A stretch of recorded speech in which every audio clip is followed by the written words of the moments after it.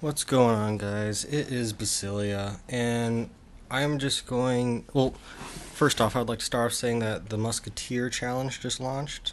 I've already done it.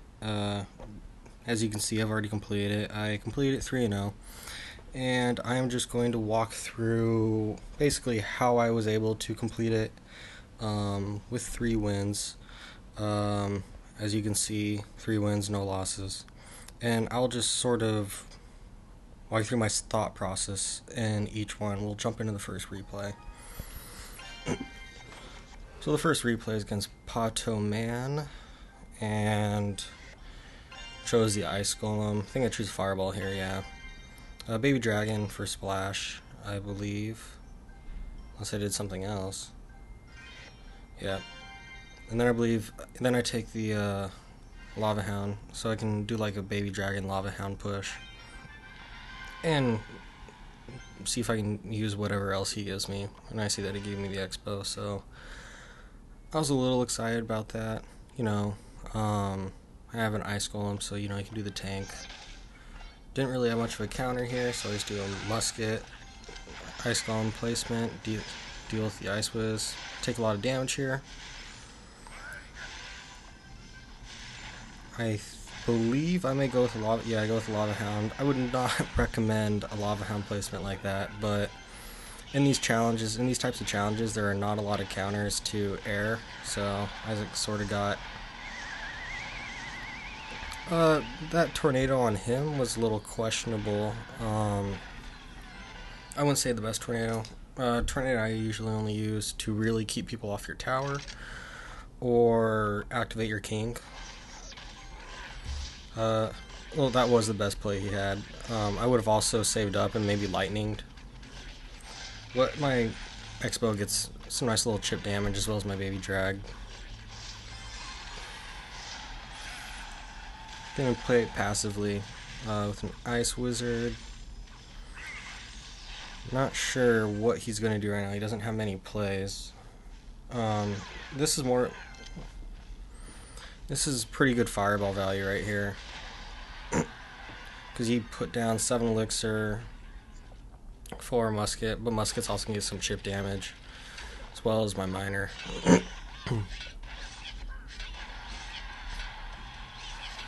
So my Miner gets the tower, and now all I have to do is just defend, which I believe I do with an Expo. Yeah, not a good trade on my part, but when you're dealing with such expensive decks, you usually want to wait till overtime, because that's when they really start to shine.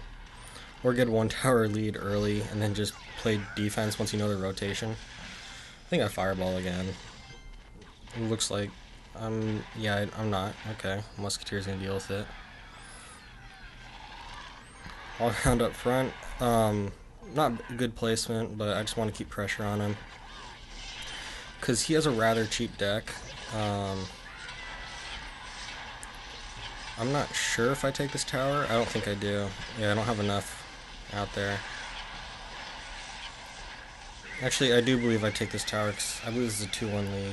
He may lightning that. I'm gonna make him waste Elixir in order to get it if he really wants to. I believe I do Ice Golem to distract, and then do Baby Dragon placement.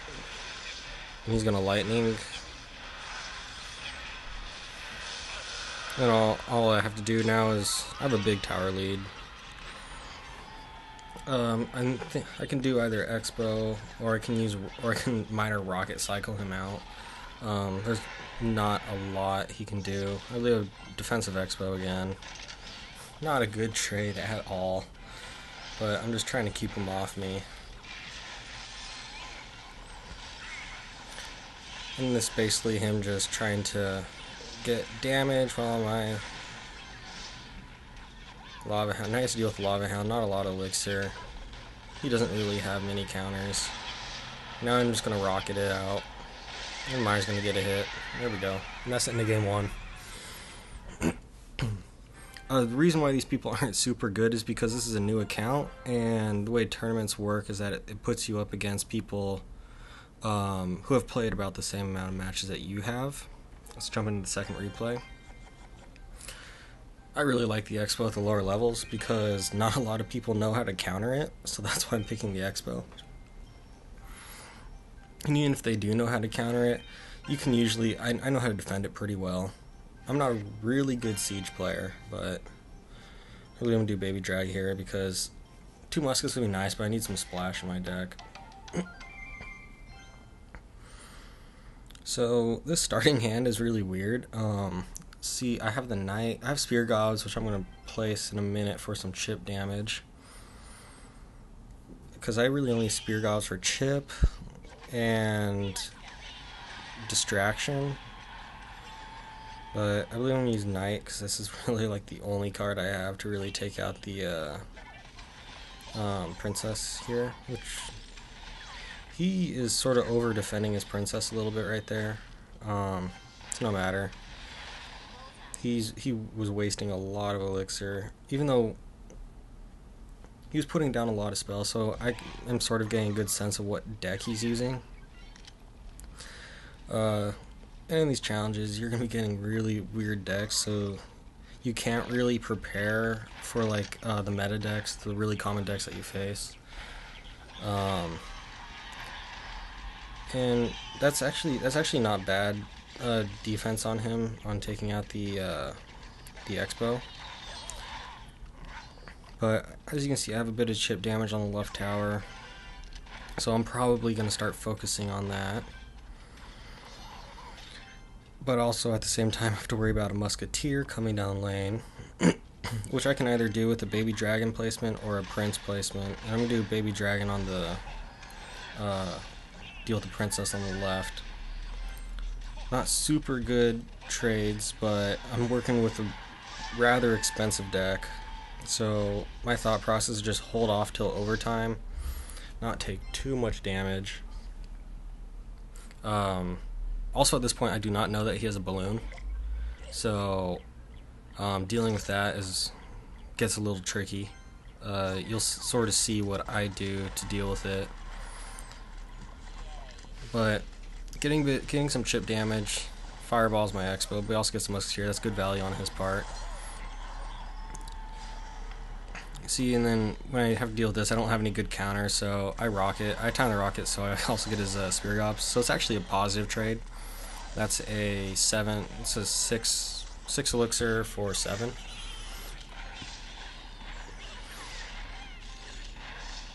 And I believe I finish off the game with Expo. Probably get 1 shot. Yeah, I see 1 shot. Now I'm just trying to defend my Expo. That balloon takes 2 shots to take out an Expo. So at this point I'm just going to rocket the balloon because I do not want the balloon to drop a bomb on me, because that's not fun. Does a lot of damage. Balloon's very powerful.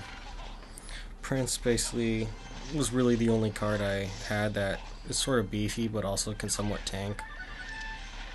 There's not really much of a point of him defending at that point, because I could have just rocketed at that tower, just saved up elixir because I had a big tower damage lead. This last match was interesting. See, you'll see. I choose freeze here because I'm sort of thinking about... Right now I'm thinking about, well, do I really want a 5 elixir splash unit? I'm like, nah, there's not a lot of small units in these challenges. I take the Musketeer because I think it's better than the Tesla, even though Tesla is a pretty good tower. I take the Barbs here because I knew with the minion horde he could have just placed a wizard and it would take it out easily. So starting here right now, it's actually very difficult for me to get to his tower in this game because I don't have any strong units. I have the princess, which I'm playing behind my king, sort of defensively. See, this is weird. He sort of does this throughout the game where he just likes to rocket my tower. I thought that when he was rocketing, he was trying to rocket my princess, but he totally missed the princess. Playing Barbs defensively, that's a 5-on-5 trade. It's decent. I don't really know how to play this deck right now, so I'm just sort of thinking I'm just gonna get him with chip damage through Princess and Furnace, because that's really all I can. Those are really my only win conditions. As sad as that is, but I make it work. He plays a Tombstone. Fun fact about the Tombstone is that if you place it with that sort of timing, he got my Princess that time, but if you place the Tombstone, it will counter the Furnace easily, because it'll spawn 2 skeletons alongside with the 2 fire spirits that the Furnace spawns, and each fire spirit take out 1 skeleton, so that's a pretty good trade.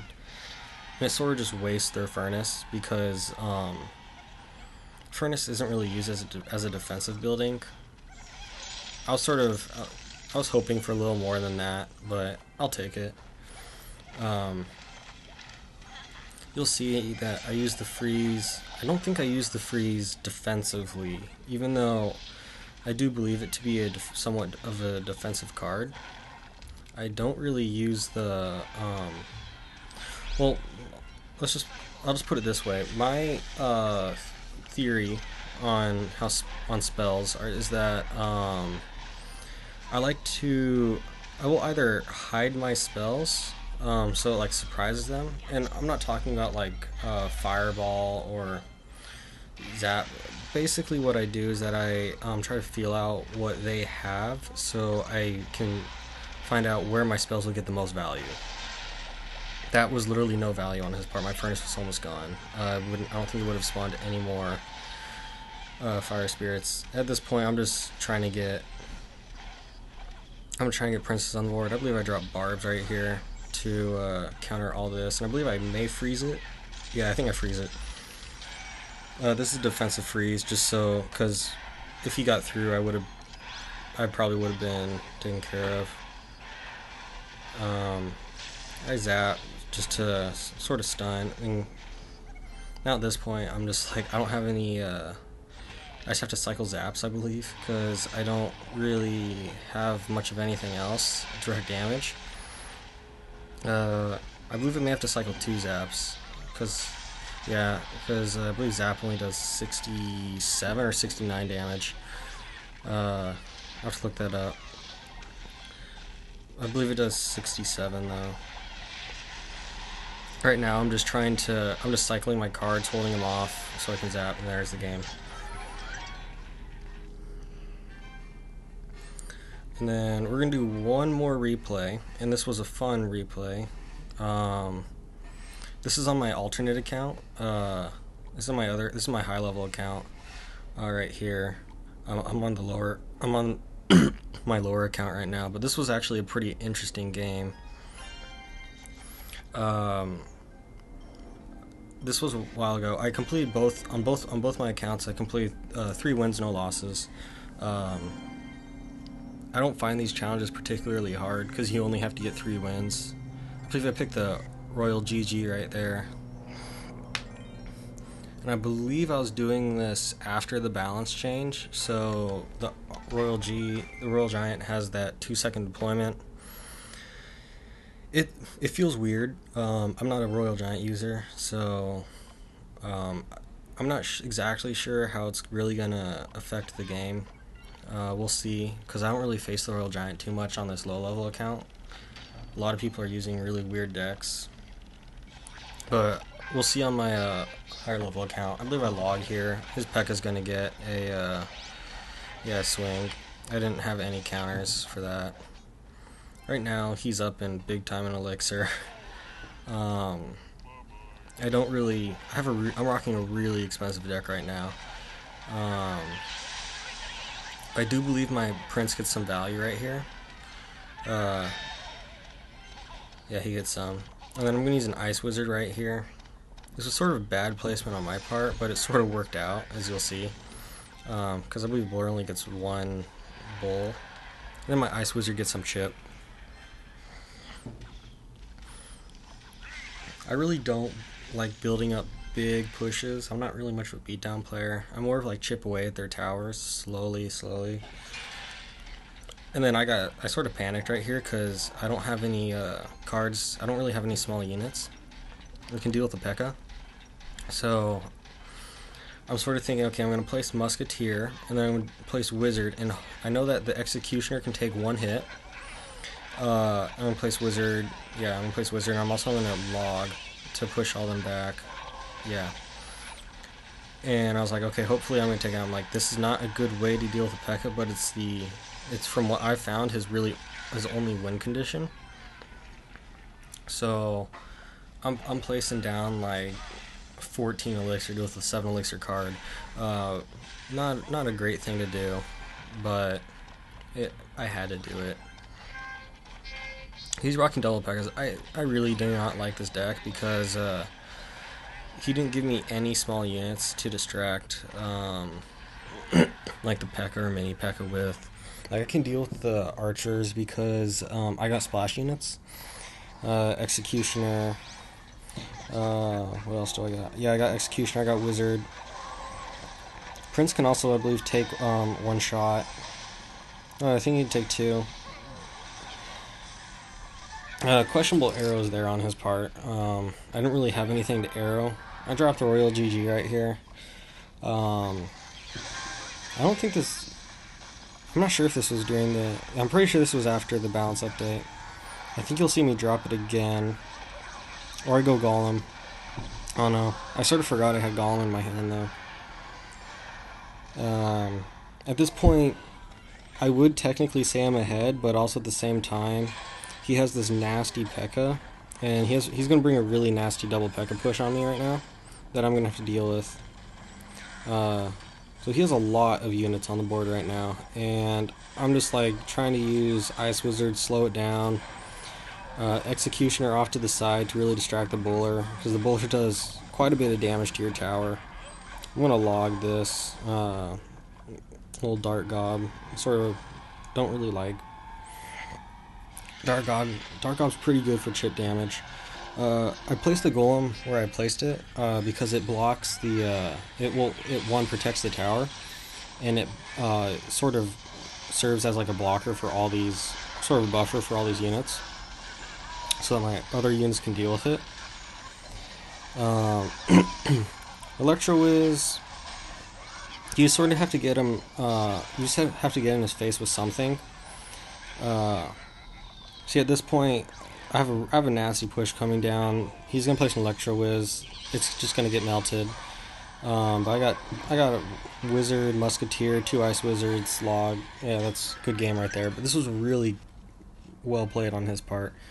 This is on my high level account where I'm facing people who sort of know what they're doing. Well, tournament wise, I'm not exactly sure where. Okay, so this guy isn't totally clueless. He's at 3769. He's in Water Cycle.